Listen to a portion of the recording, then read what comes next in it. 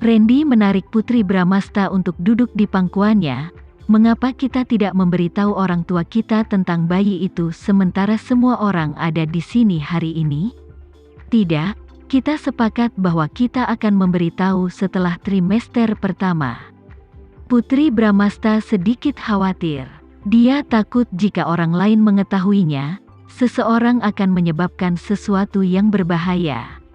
Itu mungkin ketakutan yang dia kembangkan saat dia mengandung putri kecil. Pengalamannya terakhir kali terlalu mengerikan. Dia masih bisa mengingat dengan sangat jelas betapa kesal dan hancurnya perasaannya saat itu. Oke, kita akan memberitahu orang tua kita ketika kamu siap. Randy selalu mendengarkan Putri Bramasta tentang hal-hal seperti ini. Tuan Randyku, terima kasih atas perhatianmu. Putri Bramasta berdiri dan memijatnya. Baiklah, kembali bekerja sekarang, abaikan saja aku. Bagaimana Randy bisa mengabaikannya ketika dia ada di kamar? Dia entah bagaimana telah menguasai pengendalian dirinya sehingga dia tidak akan menunjukkan seberapa besar dia mempengaruhinya. Setiap kali keduanya bersama, mereka akan selalu menjadi super mesra. Ada mungkin tidak banyak berdebat. Situasi antara Agam dan Priscilia justru sebaliknya. Hubungan mereka mirip dengan bom dan sekeringnya. Mereka bisa menyebabkan ledakan kapan saja. Agam, kamu berjalan sangat cepat. Kemana kamu pergi sebenarnya? Priscilia juga berjalan dengan cepat, tetapi Agam masih jauh lebih cepat darinya. Kecepatannya sepertinya tidak melambat bahkan saat dia menggendong putri kecil di pundaknya. Agam mungkin melakukannya dengan sengaja. Dia mengabaikannya sejak mereka bertemu. Dia pasti perlu membayar untuk ini. Priscilia, kenapa kamu mengikutiku saat aku ingin menghabiskan waktu bersama putri kecil?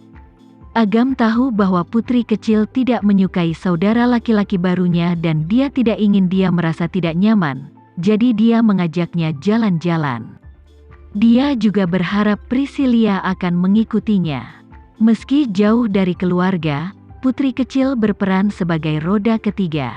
Dia tidak mungkin melakukan apapun yang dia inginkan, jadi lebih baik Priscilia kembali ke dalam ruangan. Agam, karena kamu sangat menyukai anak-anak, mengapa kita tidak punya anak sendiri? Priscilia menjadi lebih langsung akhir-akhir ini.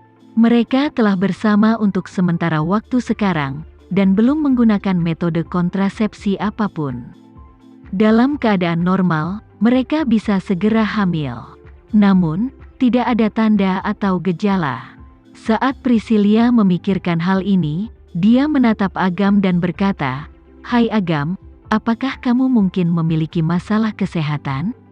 Agam mengangkat alisnya, "Apa?" Priscilia menatap Agam lalu kembali menatap perutnya.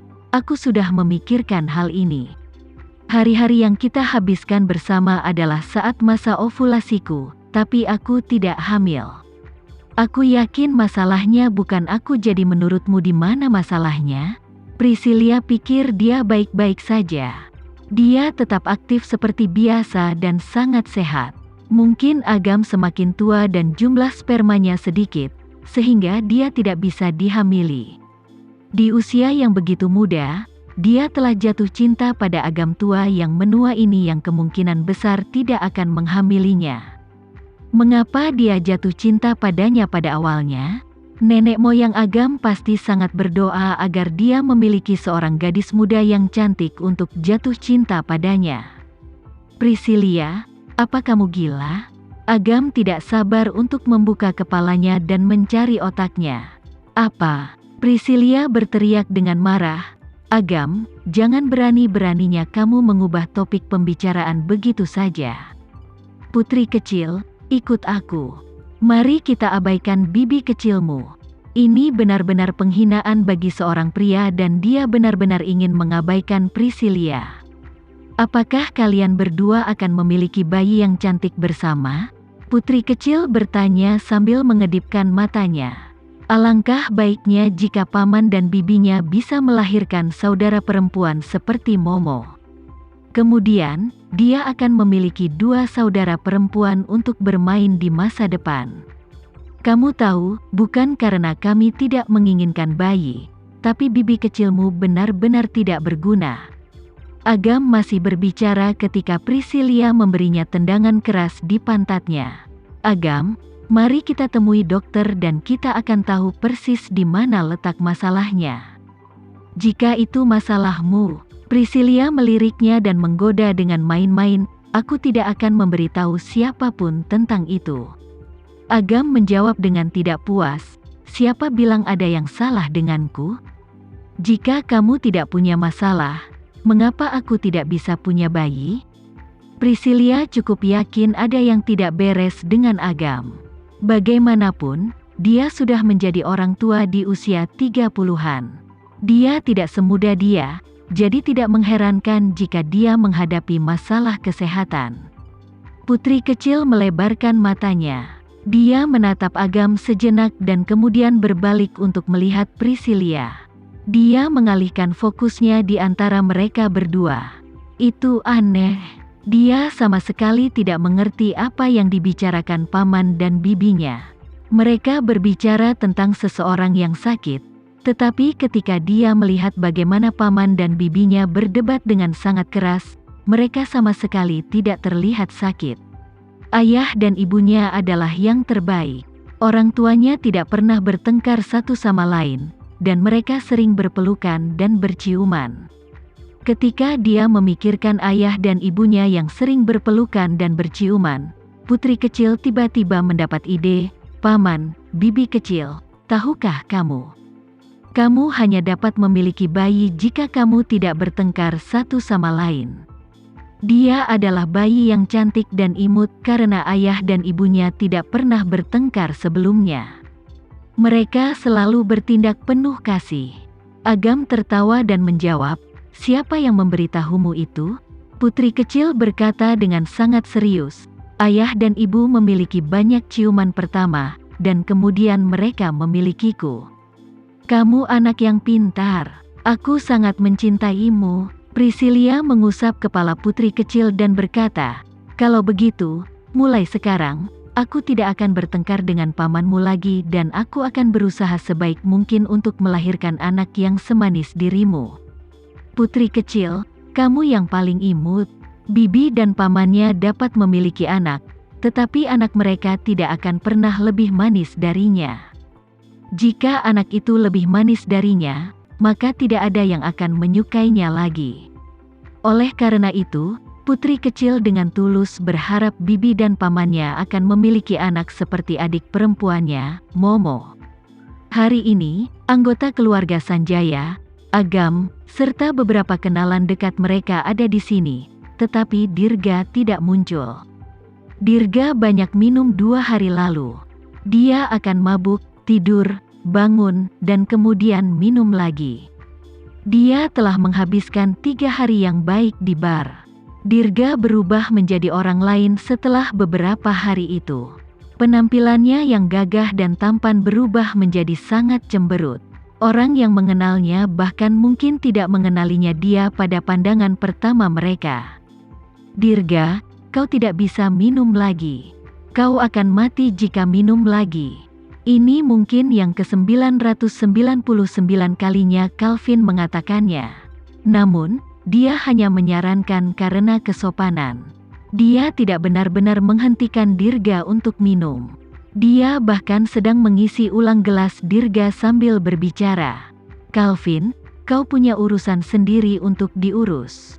Urus saja urusanmu sendiri. Jangan urus urusanku." Dirga menenggak gelas lagi. Calvin mengisi gelas Dirga lagi. "Dirga, apa yang kamu khawatirkan? Kamu benar-benar bukan Dirga yang kukenal. Sekarang kau terlihat seperti ini."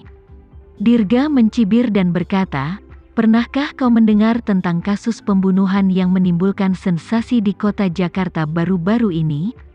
Calvin berkata acuh tak acuh, "Apakah kau berbicara tentang pembunuhan di dermaga?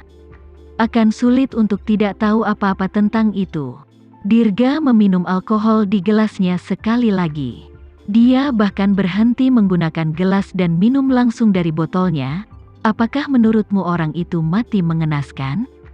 Aku sudah melihat foto-foto kasusnya. Dia dipenuhi luka dan wajahnya benar-benar hancur. Pembunuhnya pasti sangat membencinya hingga melakukan ini tanpa ampun. Calvin menggelengkan kepalanya dan menghela nafas. Jika aku adalah kerabat korban, aku pasti akan mencabik-cabik si pembunuh. Hehe, mencabik-cabik si pembunuh? Dirga tertawa lalu melanjutkan minum dari botol. Brengsek, aku tahu siapa pembunuhnya, tapi aku tidak bisa berbuat apa-apa pada pembunuhnya. Kau tahu siapa pembunuhnya? Calvin tampak terkejut, tetapi kemudian dia berkata, itu urusan orang lain. Jika kamu mengetahuinya, kamu akan tahu untuk merahasiakannya. Jangan mencampuri urusan orang lain hari-hari ini. Lebih baik menghindari masalah.